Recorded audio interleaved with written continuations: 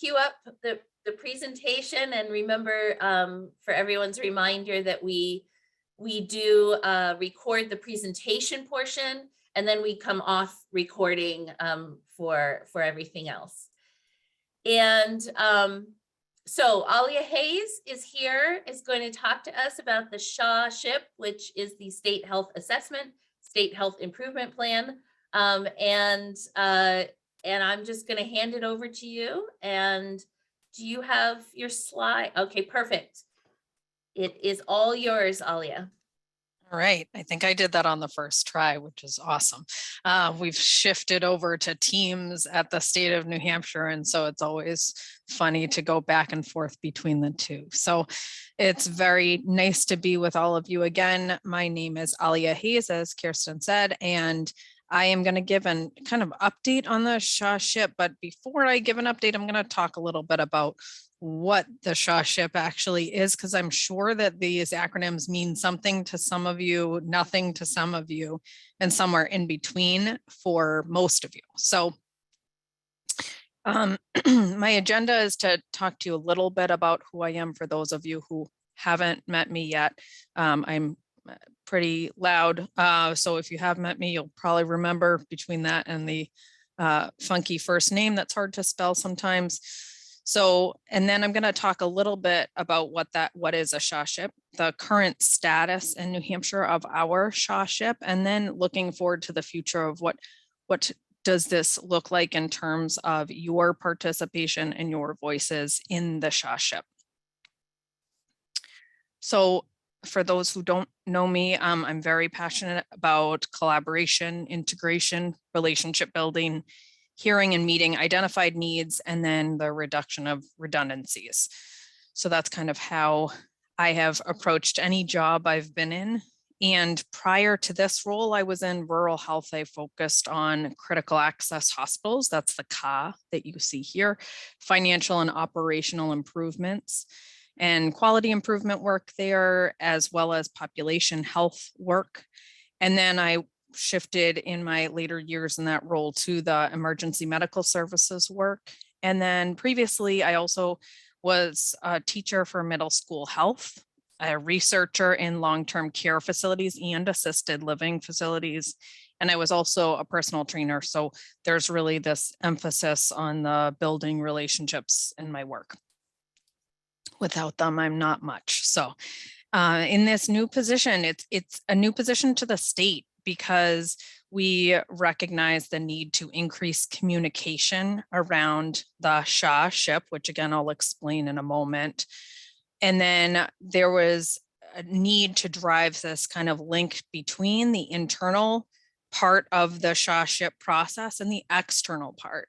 So I'm going to talk a little bit about this asset mapping piece. And then eventually the whole SHA process is something that would move us toward a public health accreditation, which is not something we're pursuing at the moment, but this is the data process. So in terms of what a SHA actually is, so SHA, we love acronyms everywhere, right? But in this situation, state health assessment. So the idea of the state health assessment portion is to understand what's happening at this current time in New Hampshire. Where are we trending with health needs? And health, for the purposes of a state health assessment, is everything from physical to social to spiritual, environmental, and an all-inclusive look at that. So it's really the nothing is eliminated kind of look.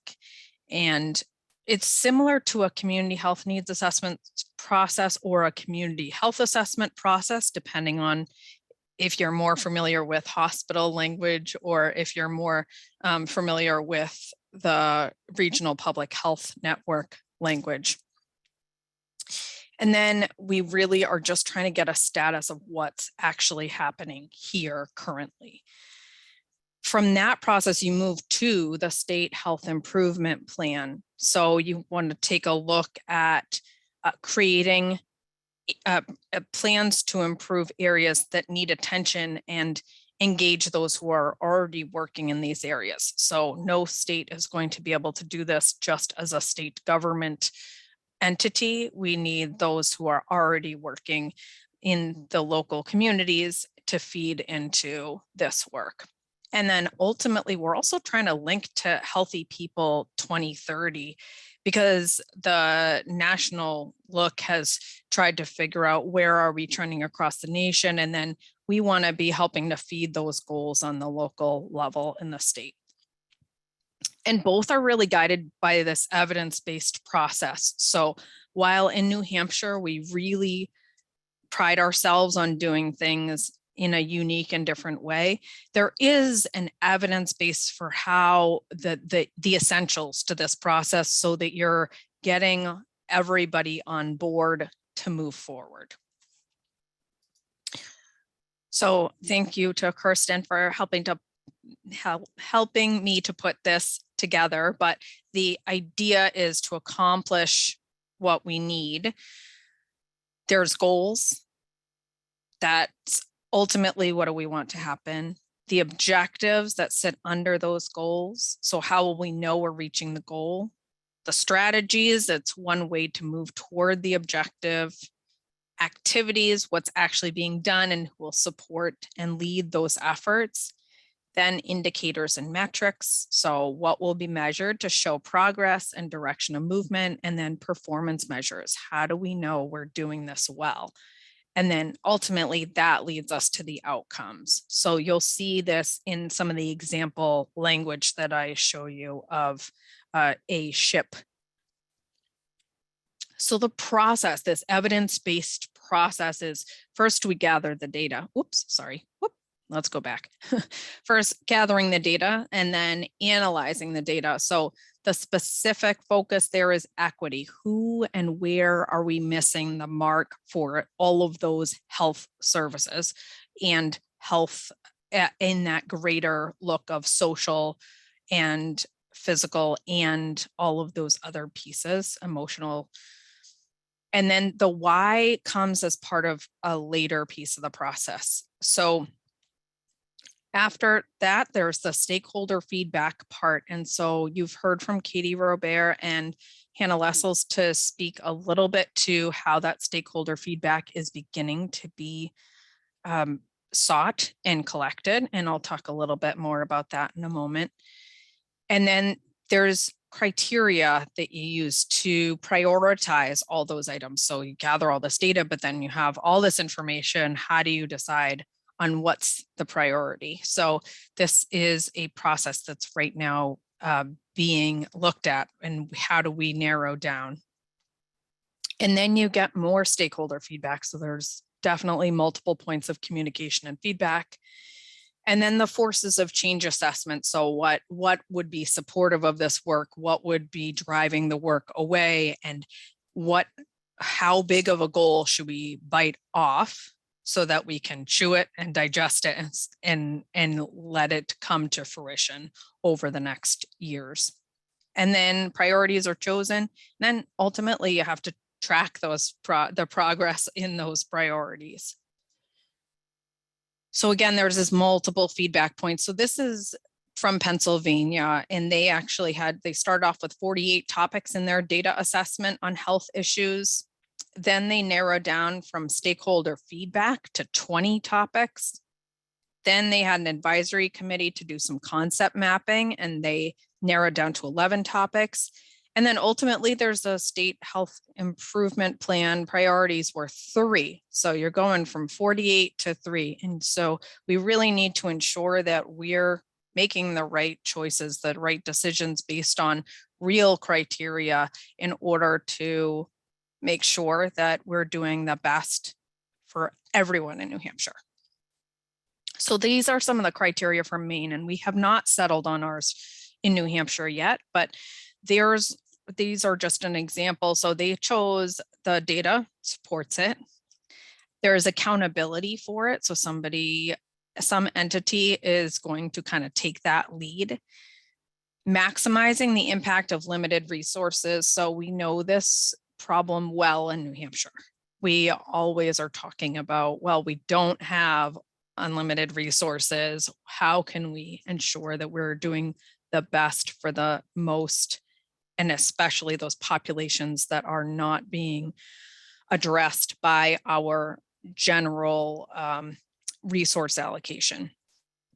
And then how do we ensure that this is something that's best addressed at the state level versus the local level? So we know that there are community-based organizations doing a lot of work. How do we ensure that it's something that is a state level need versus something that needs to be gotten at the local level? And then, is there a gap in prevention that exists? And is there a focus on prevention, as how Maine settled on theirs, as well as involving multiple sectors and stakeholder support? And their last piece was addressing health disparities.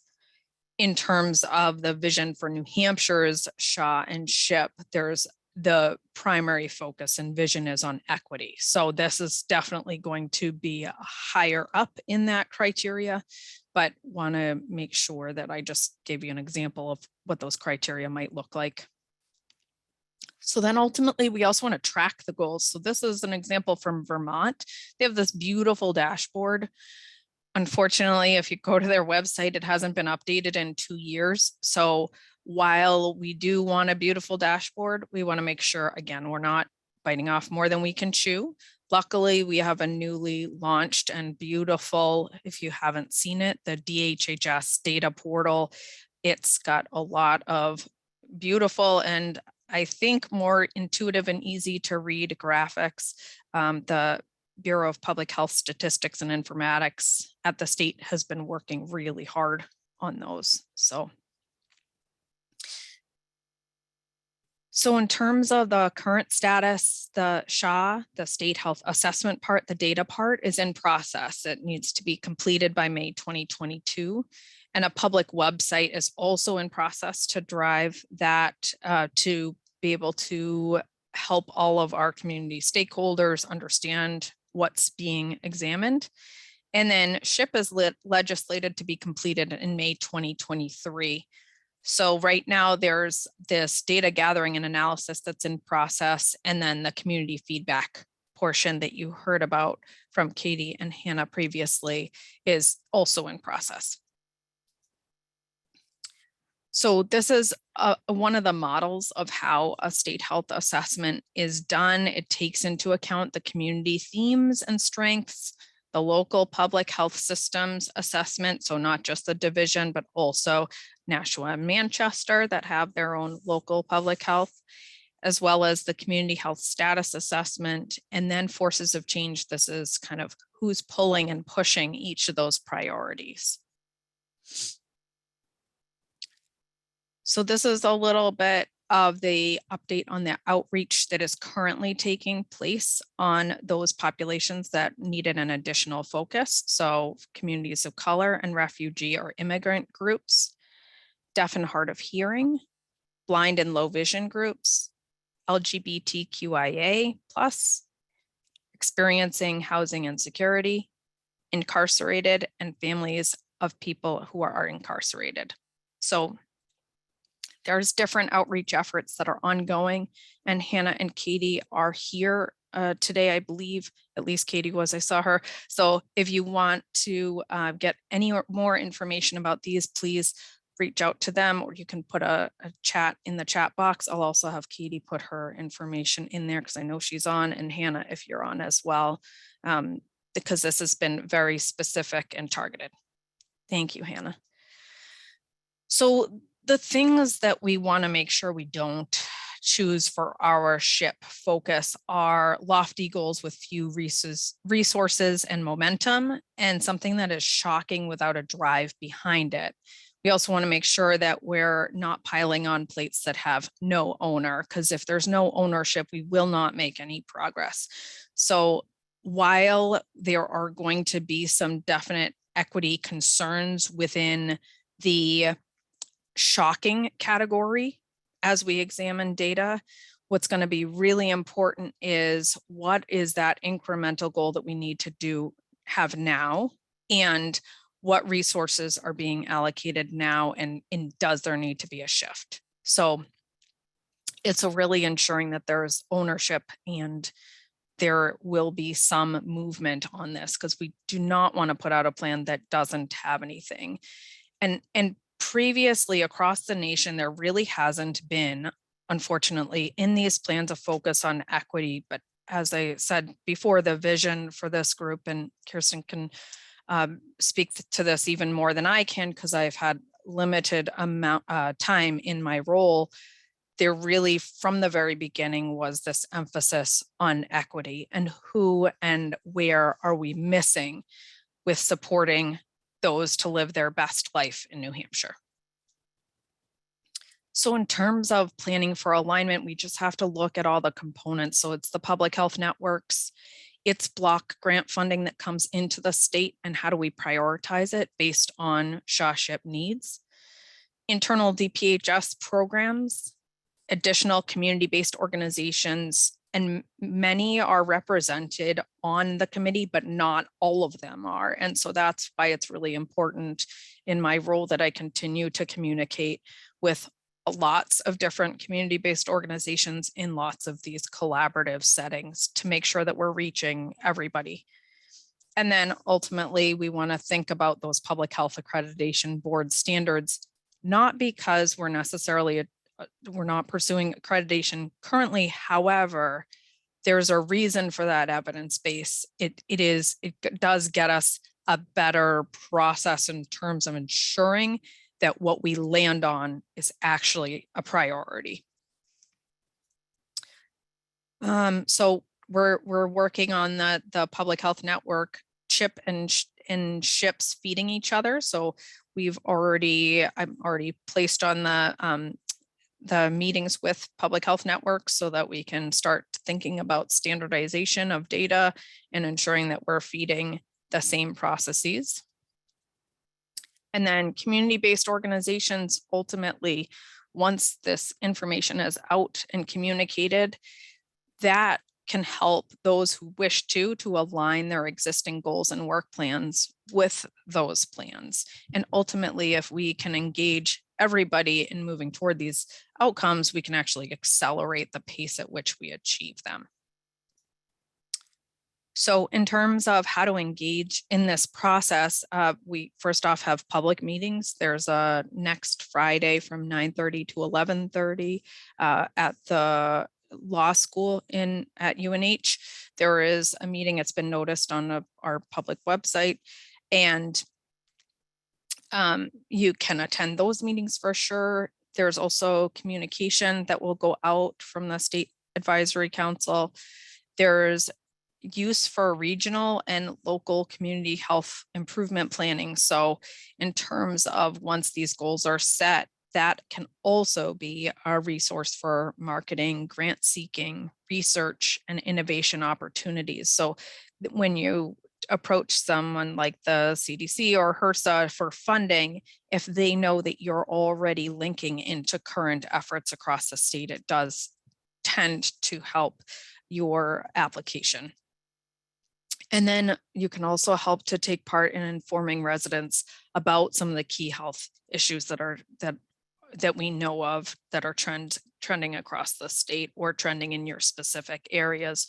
So the idea is this goes out on the SHA information, goes on to this public website so that you can kind of peruse and take a look at where does your organization fit into this web of needs and opportunities.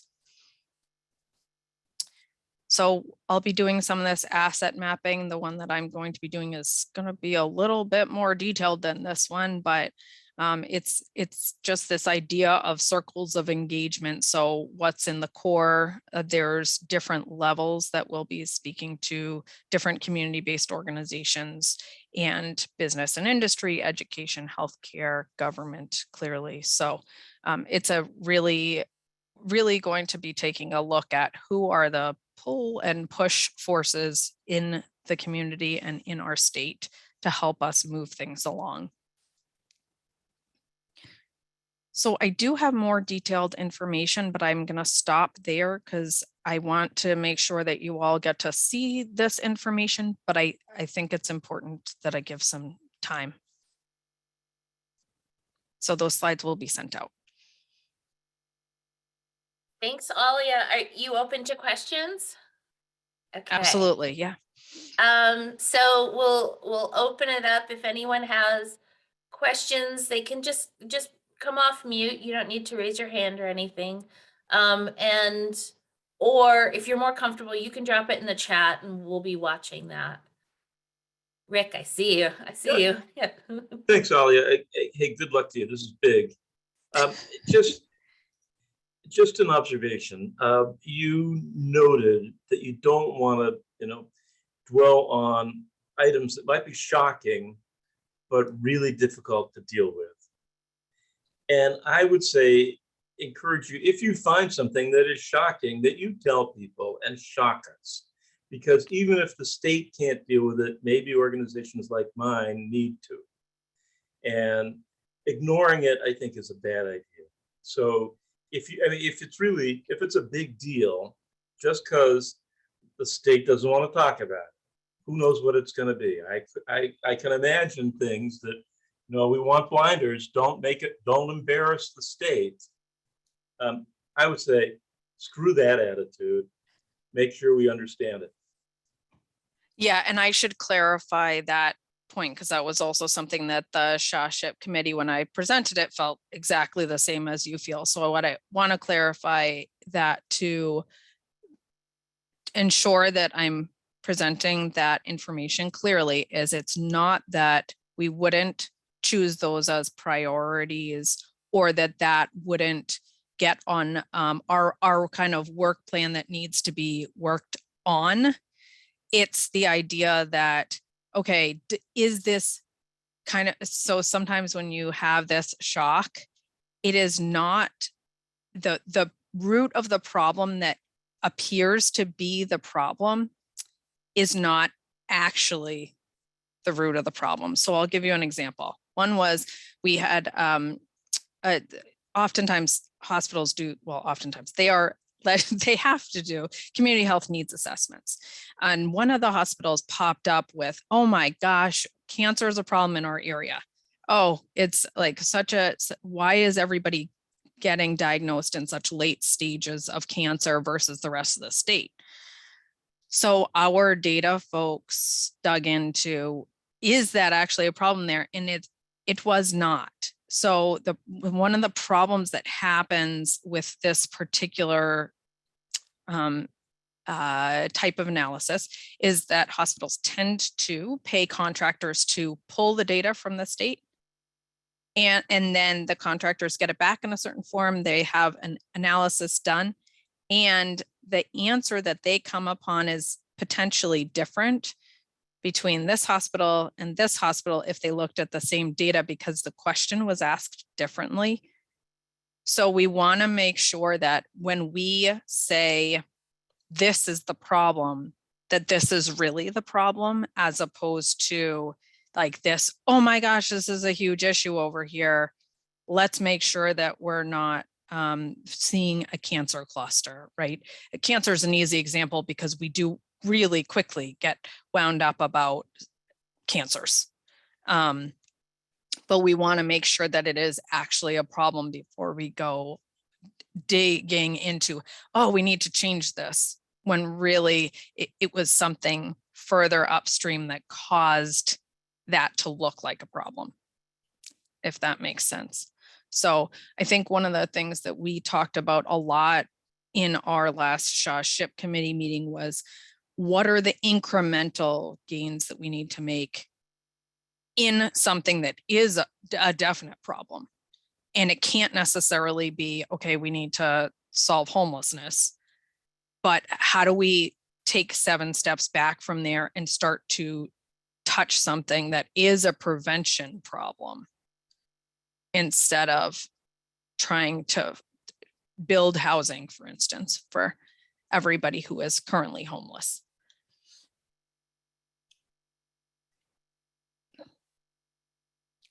So I hope that feels a little better. Thank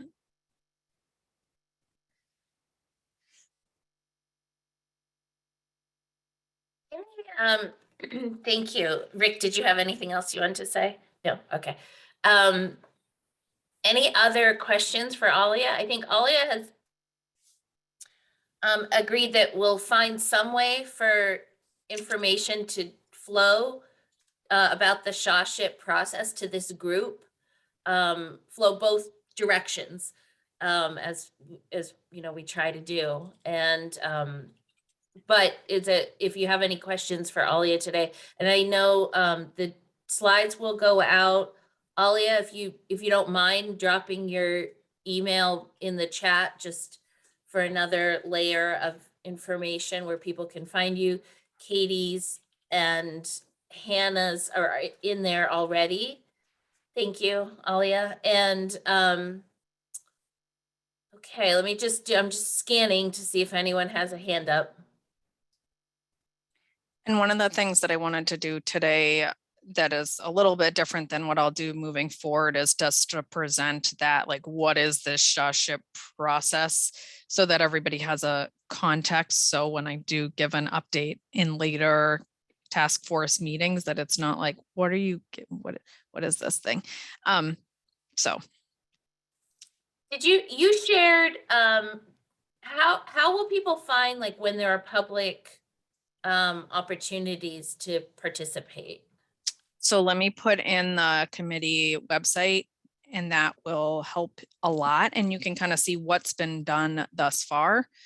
I'm going to pull that right now and put it in. And you can kind of keep updated with what's going on. There is this kind of unfortunate lull that you'll see in the documentation and on that website, because since people haven't been able to and feeling comfortable with meeting in person, we haven't been able to achieve a quorum. So getting everything up to vote on it, to put it on the public website, has been challenging. So, and that's just the nature of what we're dealing with now. So hopefully as we move forward, we'll be able to fill in the blank of what is there now versus what has happened between then and now.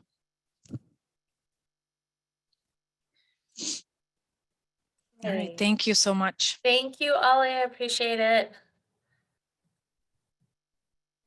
And I think we can stop the recording.